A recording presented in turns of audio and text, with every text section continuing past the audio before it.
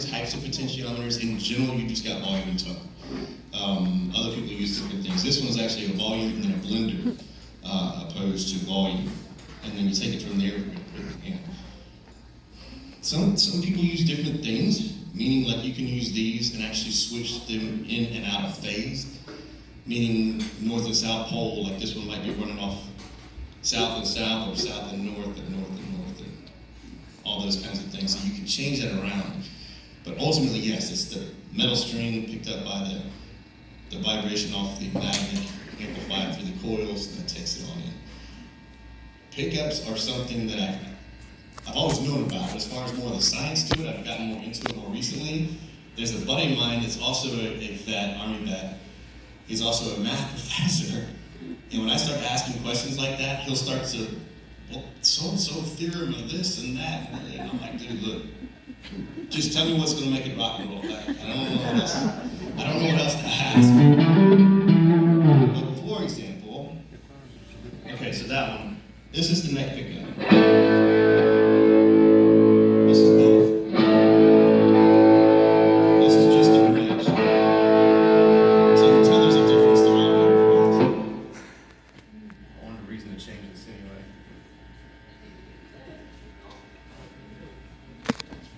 Carter, you broke. I wanted to change this out anyway so you can get an idea. Especially mine. Les Paul, which, by the way, that was not painted this way. When I painted this, I specifically tried to make it look like it had been on the road since 1965. So you can't say it's from 1965 and then it looks like it was built yesterday. So kind of had to make that a little more authentic looking. This one's my Les Paul, and it is one of those guitars where every guitar player, in my opinion, every guitar player has to own a Les Paul. You have two major contributors in electric guitar when it was first invented. You had Leo Fender, which made Fender guitars, and then you had Les Paul that got together with Gibson and made the Gibson Les Paul. So your Fender Stratocaster and your Gibson Les Paul are kind of your original that have been around forever. So every professional guitar player especially, you've got to have a Stratocaster, you've got to have a Les Paul. It's just the way it works.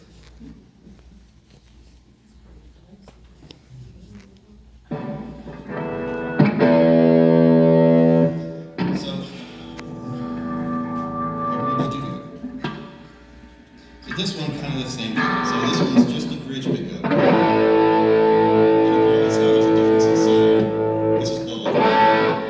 And this is the neck.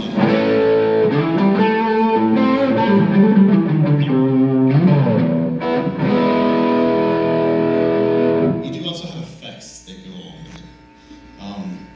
So different effects you kind of do for different things. Like I'm using this one now, it's more of it's a little more dialed back. Bluesy sound.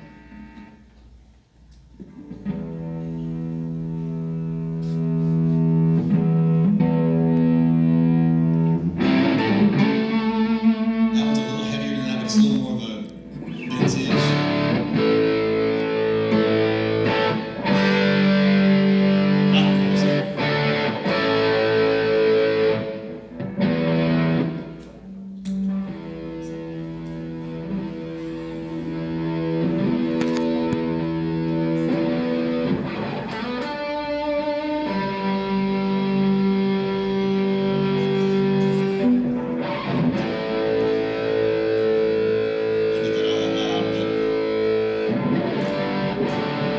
That's what I use more for like the national anthem, just because to me the national anthem, if you can sing it beautifully. Well, I cannot sing it, so I just play it like this is America, and you like it. But that's what I use for that. It's definitely more of a in-your-face type thing. Make left-handed guitars? I have before. One of the first customs I did for a guy in Nashville. I don't know if you know him, but Benton Blount asked me to do a guitar for him. him, and he was a lefty. And every time I took the guitar out to work on it, I had to remind myself that I hadn't screwed it up. It's supposed to look like that. Because it's just everything's backwards from looking at it. Like, well, it's supposed to look like that, right? Yeah, that's right.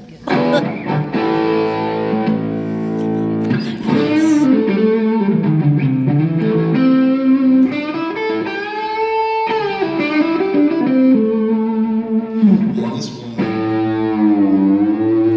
it's not, it doesn't originally have this, and this is one of the things I changed for when I got it.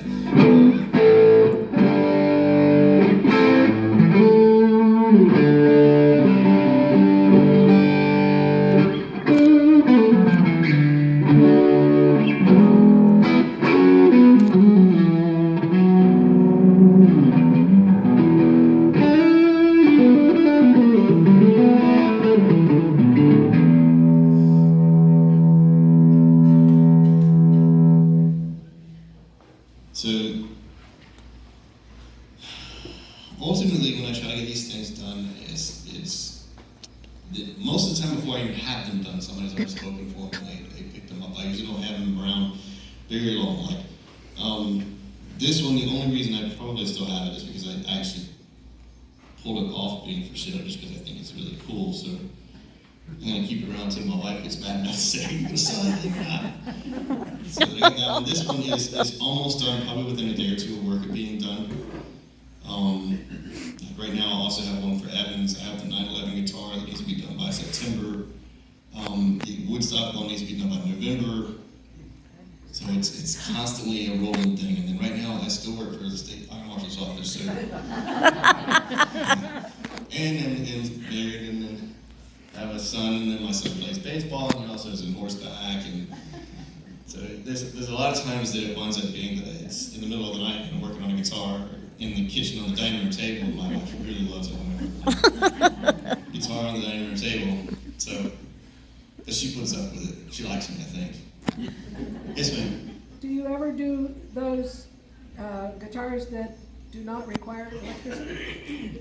Doing a acoustic guitar.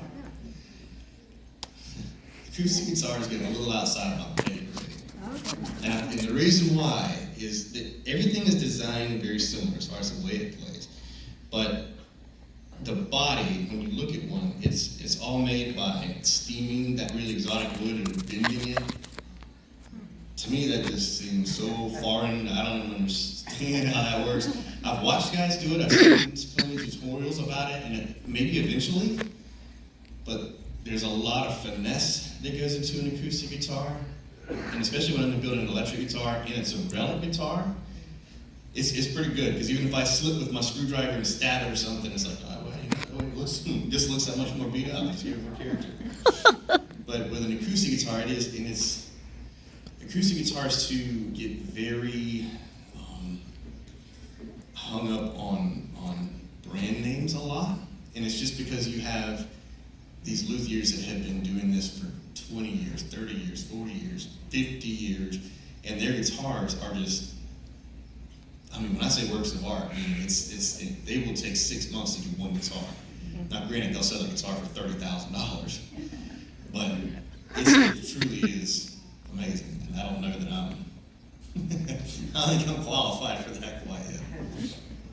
But, yeah, ultimately for me for this is to try to get guitars in the hands of people that have a lot of really high stress and give them away and take the excuses away from them. Like, oh, you know, I don't have that kind of money. Okay, great, cool.